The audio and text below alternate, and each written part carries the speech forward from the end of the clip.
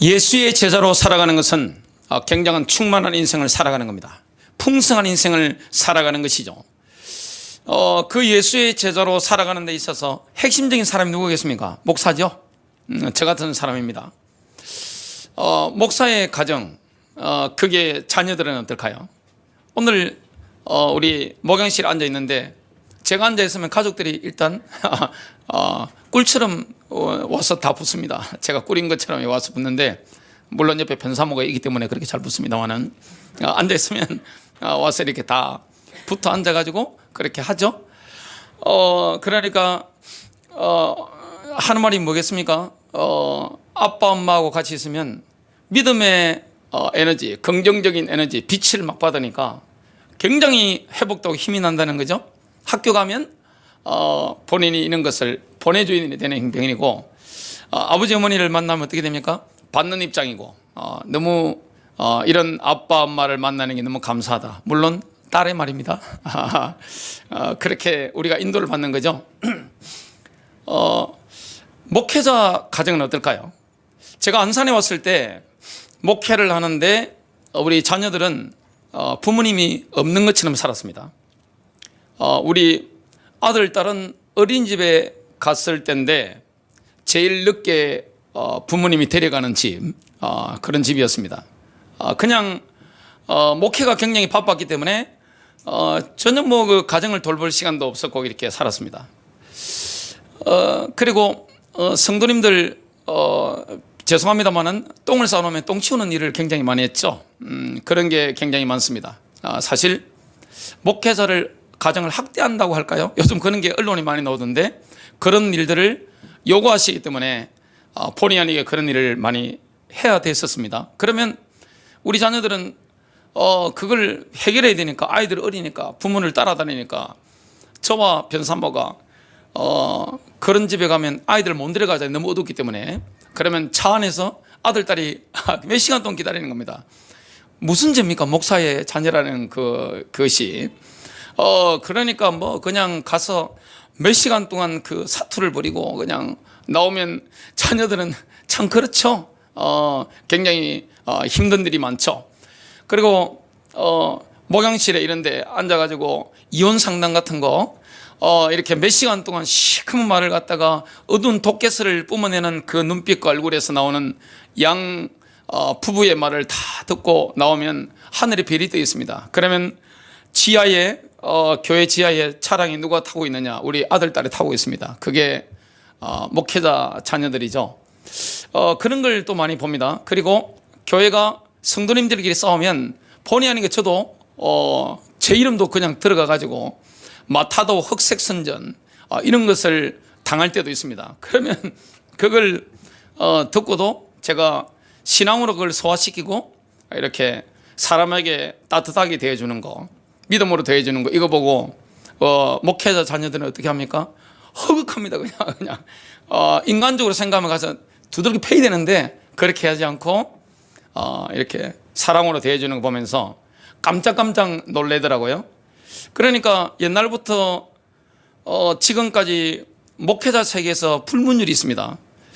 목회자 자녀는 세상말로 대박 아니면 쪽박이다.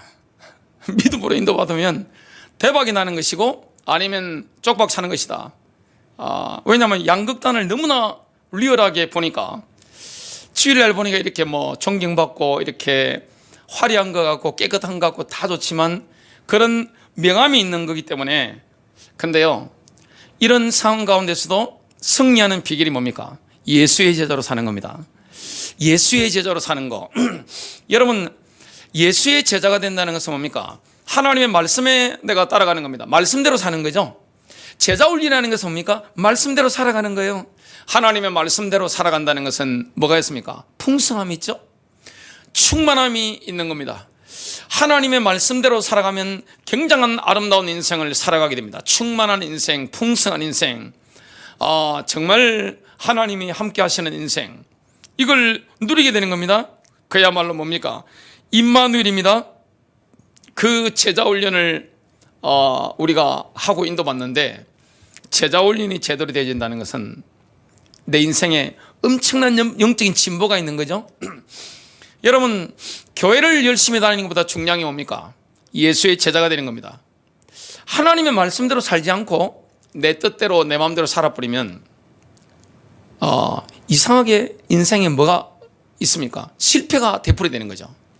반복되는 실패, 이걸 경험하게 되는 겁니다.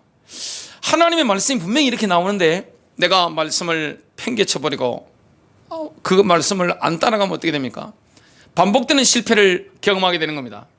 분명히 예수 안에는 엄청난 충만한 인생, 풍성한 인생이 다 있는데 그걸 내가 누리지 못하게 되는 겁니다. 맛볼 수가 없는 거예요. 여러분, 예수의 제자로 살아간다는 것은 손해가 아닙니다.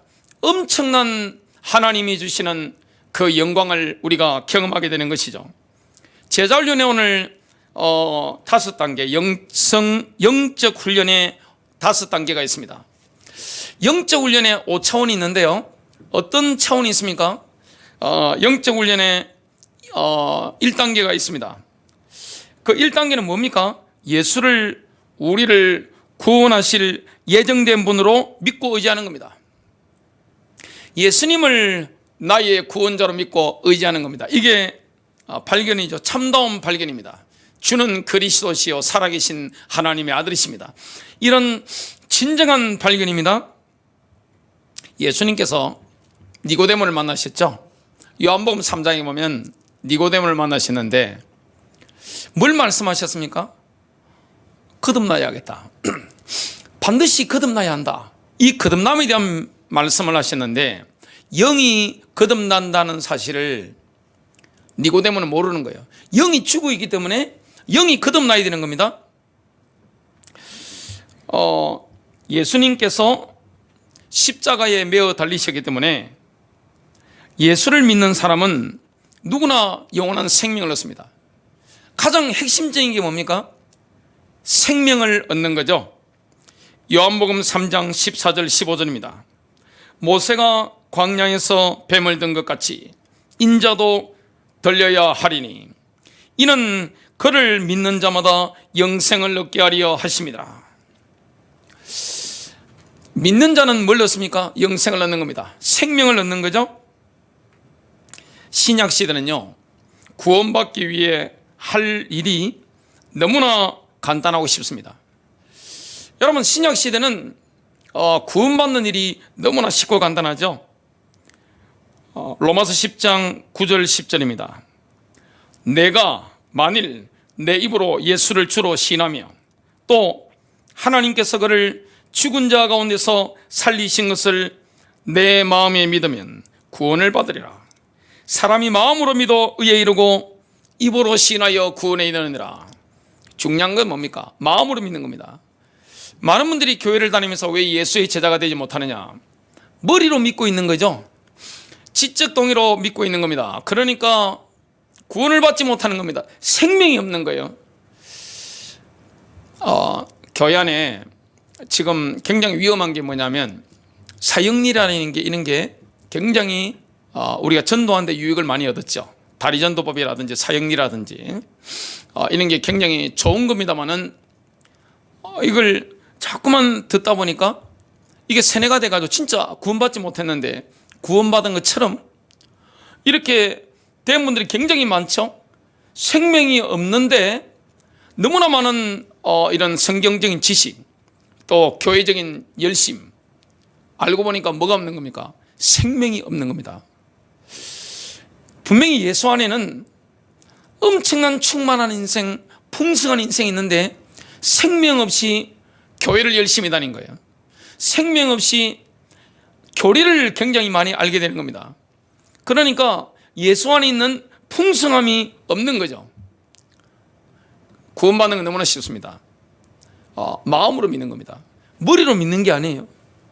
수많은 분들이 수십 년 동안 교회 다니면서 안 믿어진다는 게 뭡니까? 마음으로 안 믿어지는 거예요.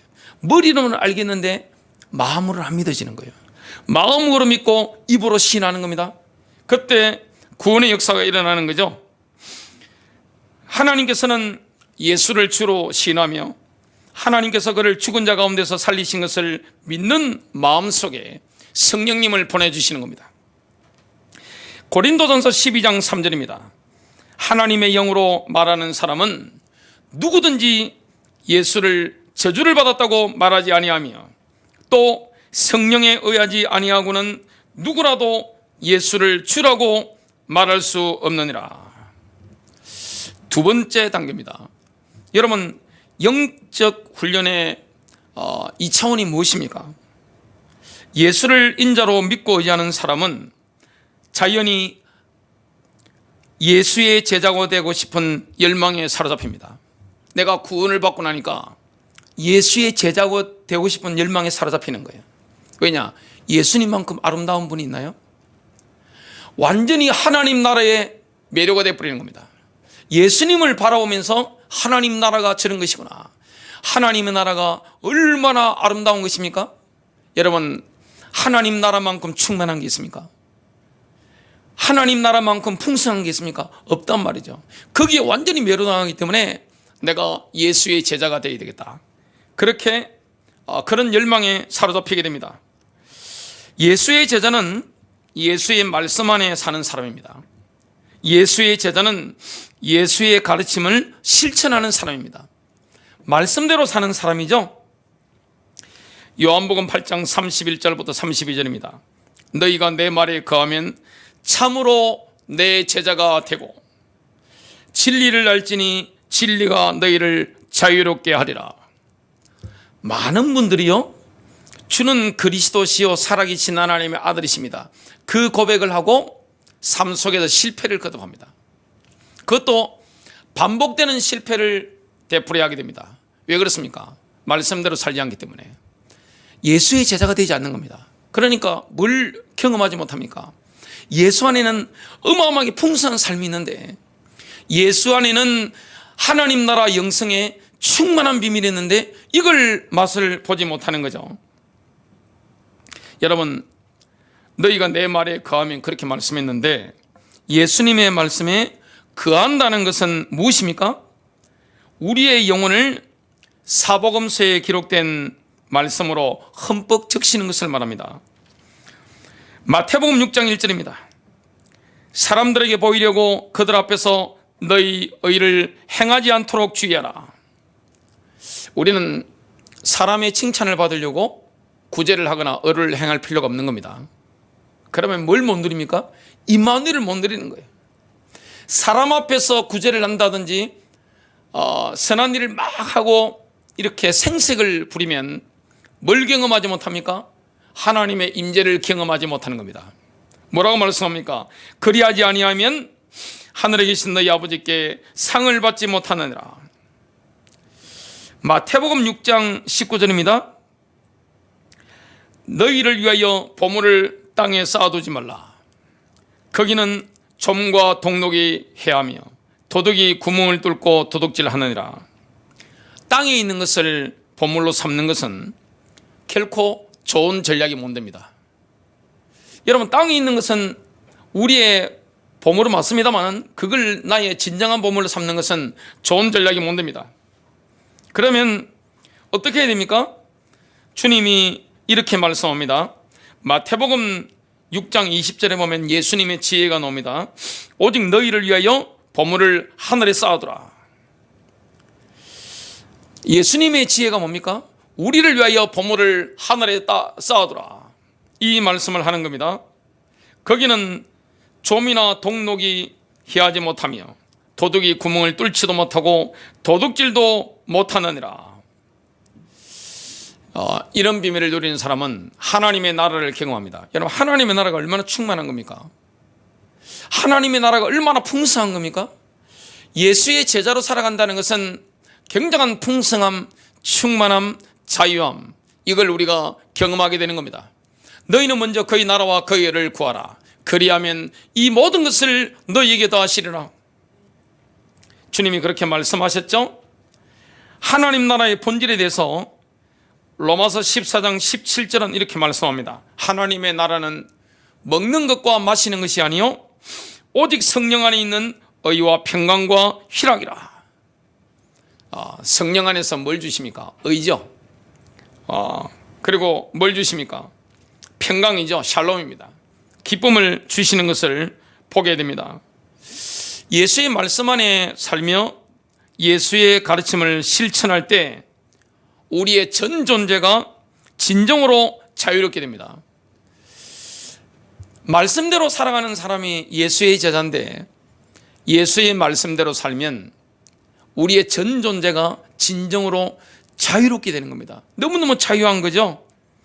로마서 8장 36절 그러므로 아들이 너희를 자유롭게 하면 너희는 진정으로 자유롭게 될 것이다. 세 번째 단계입니다. 영적 훈련의 3단계, 3차원은 뭡니까? 바로 순종입니다. 예수의 말씀 안에 거함으로써 실현되는 풍성한 삶은 자연히 순종으로 이어집니다. 요한복음 14장 15절입니다. 너희가 나를 사랑하면 나의 계명을 지키리라. 예수를 사랑하는 마음이 있기 때문에 우리는 훈련의 과정을 통과할 수 있습니다.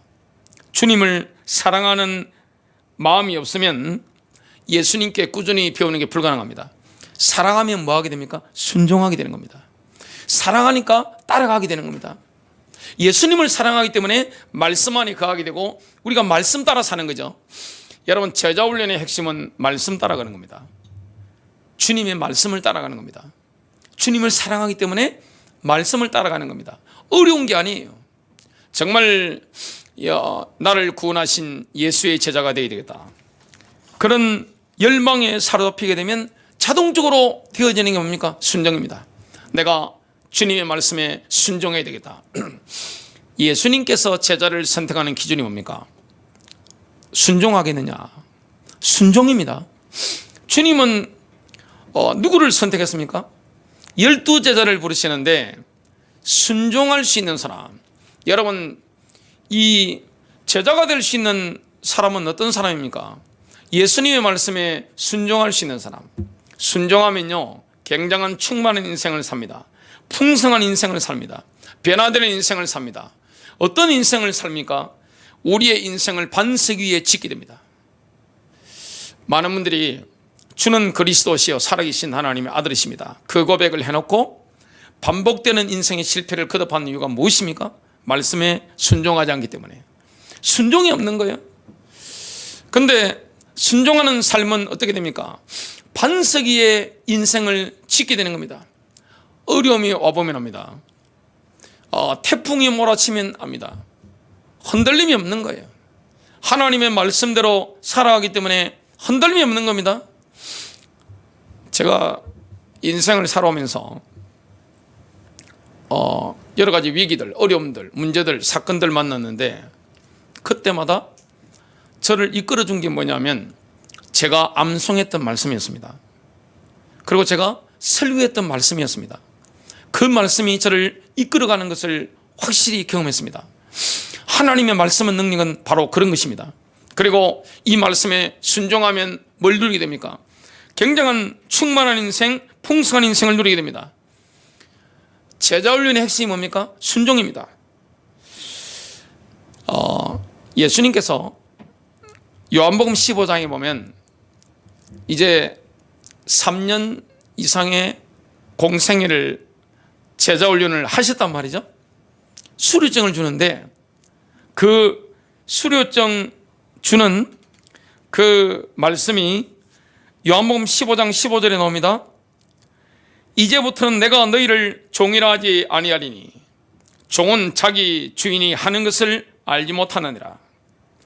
오히려 내가 너희를 친구라 하였나니 이는 내가 내 아버지께 들은 모든 것을 너희에게 알려주었기 때문이라. 3년 동안 순종했기 때문에 예수님과 제자들과의 관계가 업그레이드 되는 겁니다. 여러분, 이게 인생 성공이죠.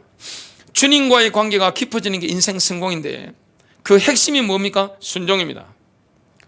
주님의 말씀에 순종했더니만 이제는 뭐합니까? 관계적인 측면에서 그레이드가 높아지는 것을 지금 예수님께서 말씀하십니다. 예수님께서는 이 말씀을 실행하려고 애쓰는 사람들을 반드시 만나 주십니다. 하나님의 임재를 언제 경험할까요? 하나님의 말씀을 실천할 때입니다. 내가 말씀대로 살려고 몸부림칠 때 거기에 뭐가 임합니까? 하나님의 임재가 있는 겁니다. 요한복음 14장 21절, 나의 계명을 지키는 자라야 나를 사랑하는 자니 나를 사랑하는 자는 내 아버지께 사랑을 받을 것이요 나도 그를 사랑하여 그에게 나를 나타내리라. 주님이 함께 하시는 사람 뭡니까? 순종하는 사람. 제자 훈련의 네 번째 단계가 있습니다. 영적 훈련의 4단계, 영적 훈련의 4차원이 무엇입니까? 예수님께 순종하는 마음은 영혼 전체의 내적 변화로 이어집니다. 하나님의 말씀에 순종하다 보면 마음이 바뀌는 겁니다. 마인드가 싹 바뀌어버리는 거예요. 영혼이 싹 바뀌는 겁니다. 영혼의 상태가 바뀌는 겁니다. 마인드가 바뀌는 거예요. 생각이 바뀌는 겁니다. 이 내적인 존재가 우리가 완전히 바뀌어버리는 겁니다. 주님의 말씀에 순종하다 보면 나의 이 내적인 게 바뀌는 겁니다. 사랑과 희락과 화평과 오래 참음과 자비와 양성과 충성과 온유와 절제가 우리의 평소 마음 상태가 되어버립니다. 주님의 말씀에 순종하다 보면 성령의 열매들이 어떻게 됩니까? 나의 평소 마음 상태가 되어버립니다. 내 마음 속에서 사랑이 막 흘러나온다는 사실을 우리는 느끼게 됩니다. 기쁨이 나의 복장에서 흘러나오죠. 화평이 올라옵니다. 오래 참음이 올라옵니다. 자비로움이 올라옵니다. 양선 올라옵니다. 충성, 신실함이 올라오게 됩니다. 온유함이 올라오게 됩니다. 절제가 나의 영혼의 평소의 마음 상태가 되어버리는 거예요. 우리가 주님의 말씀에 순종하다 보면 어떻게 됩니까?